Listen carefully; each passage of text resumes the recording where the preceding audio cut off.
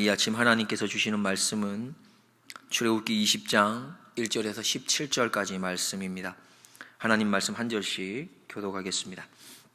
하나님이여, 이 모든 말씀으로 일러 가라사대 나는 너를 애굽 땅 종되었던 집에서 인도하여 낸 너의 하나님 여호와로라. 나는 나 외에 다른 신들을 내게 있게 말지니라. 너를 위하여 새긴 우상을 만들지 말고 또 위로 하늘에 있는 것이나 아래로 땅에 있는 것이나 땅 아래 물속에 있는 것에 아무 형상이든지 만들지 말며 그것들에게 절하지 말며 그것들을 섬기지 말라. 나 여호와 너의 하나님은 질투하는 하나님인즉 나를 미워하는 자의 죄를 갚되 아비로부터 아들에게로 3, 4대까지 이르게 하거니와 나를 사랑하고 내 계명을 지키는 자에게는 1000대까지 은혜를 베푸느니라. 너는 너의 하나님 여호와의 이름을 망령되이 일컫지 말라.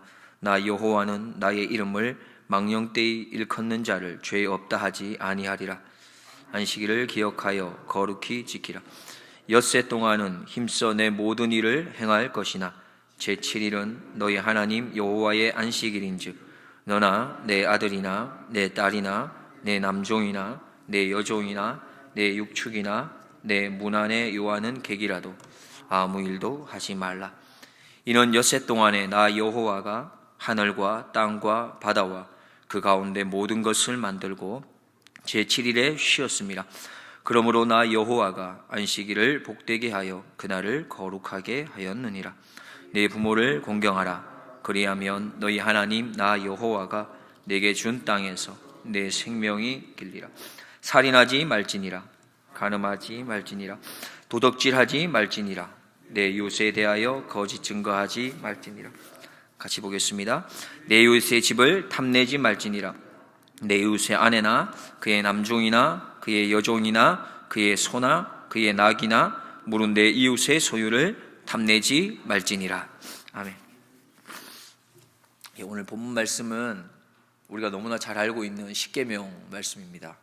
어떻게 읽으시면서 어떤 느낌이 좀 드셨습니까? 옛날 어린 시절 선생님과 함께 외웠던 그런 생각이 좀 들진 않으셨습니까? 이 십계명은 우리가 잘 알듯이 하나님과 우리 인간에 대한 어떤 중요한 지켜야 될 것들, 언약 이런 것들을 소개하고 있습니다. 어떻게 보면 헌법과 같은 거죠. 아주 핵심이 되는, 기초가 되는 그런 언약과 법입니다. 그런데 이 십계명이 조금 다른 하나님의 말씀 또 율법과 조금 차이가 있다면 모세가 일반적으로는 하나님의 말씀을 받고 또 그 말씀을 모세가 일반 다른 이스라엘 백성들에게 전달했었다고 한다면 십계명은 하나님께서 직접 모든 이스라엘 백성들 앞에 드러나도록 그렇게 들려주게 되신 거죠. 직접.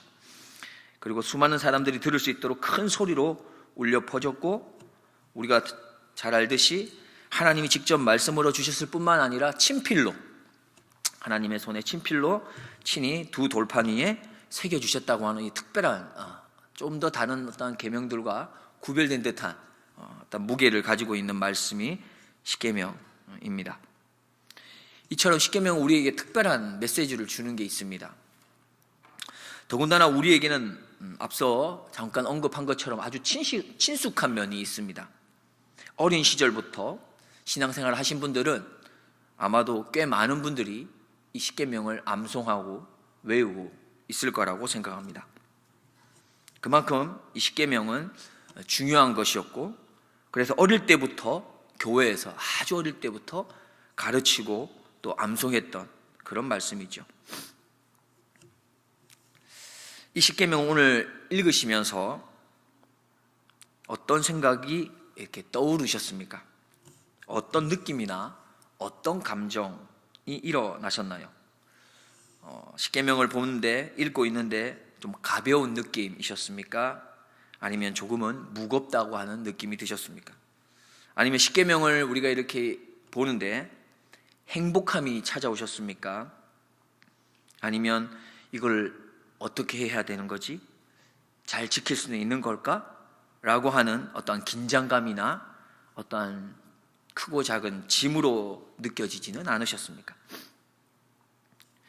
여기에 대한 생각은 말씀을 마치는 가운데 끝부분에서 다시 한번 생각해 보겠습니다. 오늘 주시는 말씀에서 1절, 2절 말씀을 같이 한번 보겠습니다. 1절과 2절입니다. 하나님이 이 모든 말씀으로 일러 가라사대 나는 너를 애굽 땅 종되었던 집에서 인도하여 낸 너의 하나님 여호와로라. 십계명은 하나님을 주어로 하는 나는으로 시작합니다. 1절에 하나님이 이 모든 말씀으로 일러 가라사대, 하나님이 말씀하시는데 첫 마디가 무엇이었습니까? 나는으로 시작한다는 거죠. 그리고 그 다음에 이스라엘은 단수인 너로 지칭해서 표현하고 있습니다. 사실 이것은 하나님 한 분과 어떠한 이스라엘 백성 한 사람에게 주는 메시지가 아니라 모두에게 주는 메시지였죠, 사실. 그러나 여기에서 표현은 너희들에게라고 하지 않습니다. 나는 너희들을 애굽 땅 종되었던 집에서라고 하는 게 어떻게 보면 더 분명한 표현일 수 있지만 성경에서는 단수로 지칭해서 나오고 있습니다. 다시 말하면 이 십계명이라는 것이 공동체의 질서와 삶을 위해서 하나님이 주시는 계명임과 동시에 무엇을 강조하고 있냐 하면 그뿐만 아니라 이스라엘 각 개인 한 사람에게 하나님이 주시는 말씀임을 강조하고 있는 것이죠. 십계명은 출애굽으로 인해서 해방되어져 자유민이 된 바로 이스라엘 백성들에게 주신 하나님의 새로운 법이며 하나님과 이스라엘의 백성이 맺은 약속입니다. 또 한 가지 살펴볼 것은 하나님께서는 자신을 드러내시고 자신을 소개할 때에 우주 만물을 창조했거나 온 세상의 주인이다라고 하는 표현을 사용하지 않으시고 이스라엘 백성을 애굽의 종되었던 곳에서 구해낸 하나님이다라고 표현하고 있습니다. 2절 말씀을 다시 한번 보겠습니다. 나는 너를 애굽 땅 종되었던 집에서 인도하여 낸 너의 하나님 여호와로라 라고 소개합니다. 하나님께서는 이스라엘 백성들에게 그 백성들을 향해서 자신이 저 멀리 떨어져 있는 그렇지만 너무나도 힘이 많고 대단한 어떤 창조주 그리고 온 우주 만물을 다스리는 어떤 주인 이런 표현이 아니라 나는 너희와 가까이에서 함께 했던 너희가 애굽에서 나올 때 너희들과 함께 했던 너를 인도해 내었던 바로 그 하나님 여호와다 이것을 강조하는 거죠. 무슨 의미가 있습니까? 여기에 너희와 가까운 사이임을 강조하고 싶은 겁니다. 이미 너희와 관계를 맺었고 이미 너희가 출애굽하는 그 상황에 구원에 깊이 관여되어 있었던 그런 하나님이다라는 것입니다. 하나님께서는 십계명을 이스라엘 백성에게 말씀하시기 전에 지금 십계명을 너희에게 말하고자 하는 내가 너희와 어떤 관계를 가졌는지를 먼저 상기시켜 주시는 거죠. 너희에게 지금 말하는 나는 너희의 구원자이다. 너희가 직접 경험했지 않느냐? 너희가 직접 체험하지 않느냐? 홍해를 건너왔고 만나와 메추라기를 주었으며 구름 기둥과 불 기둥 이러한 수없이 많은 이적과 기사의 주권자, 주인이 바로 지금 이 십계명을 너희에게 말할 그 하나님이다. 이걸 말씀하고 싶은 겁니다. 여기 계신 분들은 혹 가지고 계실지 잘 모르겠지만 저는 아직 가지고 있습니다. 이게 뭐냐 하면 결혼 축하 사진이나 영상. 최근에 혹시 결혼 축하 사진이나 영상을 보신 기억이 있으신지 모르겠습니다. 한국에 있을 때 가끔 봤던 것 같습니다. 가끔. 근데 이게 왜 필요한 걸까요? 예전에 그런 말을 들은 적이 있습니다. 그거 왜 쓸데없이 그 돈을 많이 들여가지고 웨딩 촬영을 하고 그래? 그거 언제 본다고? 이런 말을 들은 적이 있던 것 같아요. 어떻게 생각하십니까? 웨딩 촬영을 하고 축하했던 그 사진이나 영상이 왜 필요한 걸까요? 서로가 뜨겁게 사랑하고 어찌할 바를 몰라 했던 그때를 떠올리고 생각해야만 하는 그런 순간순간이 우리에게는 찾아오기 때문이지 않겠습니까? 제가 언젠가 드라마에서 이런 모습을 잠깐 봤습니다. 남녀가 서로 다툼 끝에 이혼을 결정하고 서로의 짐을 이제 나누기로 합니다. 같이 사용했던 많은 물건들이 있는데 이제 곧 이혼 도장을 찍고 헤어질 거니까 네 물건 내 물건 같이 나눠서 가져가자. 그리고 이제 집에서 이것저것 찾는 거죠. 그러면서 이거 내가 너에게 받은 건데 이거 네가 나한테 준 거니까 이제 내 건 아니야. 받았던 선물까지도 다 나눕니다. 그냥 가져가 이렇게 다 나눕니다. 막 그러고 있는 중에 저 구석에서 하나의 물건을 발견합니다. 사진이었어요. 근데 그 사진에 먼지가 뽀얗게 묻어 있는데 그걸 이렇게 닦아내고 보니까 거기에 자신과, 그러니까 남편과 아내와 사랑스러운 아들이 너무나 환하게 웃고 있는 모습을 보게 되죠. 그것을 두고 두 사람이 같이 서로 마주 봅니다. 그러면서 아무 말이 없어요. 느낀 것은 그것이었습니다. 이거 누가 가져갈 거냐는 거죠. 내 것, 남의 것을 가려야 되는데 아무 말이 없이 그냥 두리번거립니다. 서로 쳐다보고. 그러다가 이내 아내가 눈물을 터뜨리고 맙니다. 그리고는 이내 남편도 눈물을 터뜨리며 서로 껴안고 웁니다. 우리는 어떻게 보면 참 어리석은 것 같습니다. 바로 어제 나누었던 그 기쁨과 행복과 그 사랑을 송두리째 잊어버리고는 그 알량한 자존심 때문에 서로 물고 뜯고 하는 경우가 우리의 삶 가운데 얼마나 많은지 모릅니다.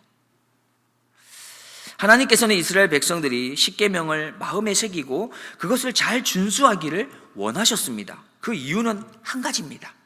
다시는 이스라엘 백성들이 하나님과 함께 살아가고 동행하는 이 걸음에서 이탈하지 않기를 소원했기 때문이지요. 그런데 혹 이 계명이 그들에게 무거운 짐이 될까 하는 마음에 서두에서 이 계명을 1계명부터 말씀하기 전에 서두에서 이 계명을 너희에게 말씀한 하나님이 너에게 어떤 하나님인지를 잊지 말아라고 표현하시는 겁니다. 다시 한번 보겠습니다. 2절 말씀에 나는 너를 애굽 땅 종되었던 집에서 인도하여 낸 너희 하나님 여호와로라. 너희가 잊지 말 것은 너희가 노예였고 너희가 종이었을 때에 너희를 인도하고 구원한 하나님이 바로 나다라는 것이죠. 그것을 알리고 계십니다. 그 사랑의 하나님, 은혜의 하나님, 능력의 하나님이 너희와 계속해서 행복한 관계를 가지길 원해서 너희에게 지금 말하는 것이 바로 십계명의 언약이다 말씀합니다. 앞서서 질문만 하고 지나왔던 그 질문을 다시 한번 우리가 생각해 보고자 합니다. 우리에게 십계명은 어떤 느낌으로 다가오십니까? 여전히 무거운 짐이십니까? 여전히 힘겹게 지켜야만 하는 어려운 계명이십니까? 아니면 감사와 기쁨과 행복한 마음으로 지킬 수 있는 하나님이 주신 가벼운 짐입니까? 말씀의 결론을 맺고자 합니다. 하나님께서 우리에게 주신 계명은 우리가 천국을 가기 위해서 필요한 그 규범이 아니라라는 사실입니다. 하나님께서 우리에게 주신 계명은 하나님과 동행하기 위함입니다. 하나님의 긍휼과 자비와 사랑으로 우리에게 찾아오신, 전적 하나님의 그 은혜로 우리에게 찾아오신 그분의 그 걸음 앞에 우리가 설 수 있는 것은 나의 공로로 얻어지는 것이 아닙니다. 오직 그분으로부터 우리에게 흘러온 은혜일 뿐이며 그분의 사랑인 것이죠. 이제 우리는 더 이상 그분으로부터 멀어지지 아니하고 그분과 동행하는 삶을 살아내어야 합니다. 그것이 우리에게 율법을 주신 이유이지요. 하나님께서는 율법을 잘 지킬 만한 그러한 신뢰함이 있었기 때문에 이스라엘 백성들에게 이 십계명을 말씀하셨을까요? 아마 하나님께서는 하나님 자신을 신뢰했기 때문에 도무지 신뢰가 되지 않는 이스라엘 백성들과도 언약을 맺으셨던 겁니다. 하나님께서 친히 이스라엘 백성의 인도자가 되기로 결정했기 때문에 자신 스스로에 대한 믿음 때문에, 신뢰 때문에 이스라엘 백성들에게 선포할 수 있었던 거죠. 나의 모습은 어떠하십니까? 또 자녀의 모습은 어떻습니까? 남편의 모습과 그리고 내가 속해 있는 여러 공동체의 모습은 어떻습니까? 우리가 떠나온 고국 대한민국, 우리나라의 모습은 어떠하시고 들려오는 소식은 어떻습니까? 우리가 속해 있는 미국 땅의 모습은 어떻으며 미국 구석구석에서 들려오는 소리는 어떠합니까? 또한 이 세계가 지금 걸어가고 있는 모습은 어떠하다고 생각되십니까? 우리는 이 모든 상황 가운데서 희망을 찾으실 수 있으십니까? 소망을 찾을 수 있습니까?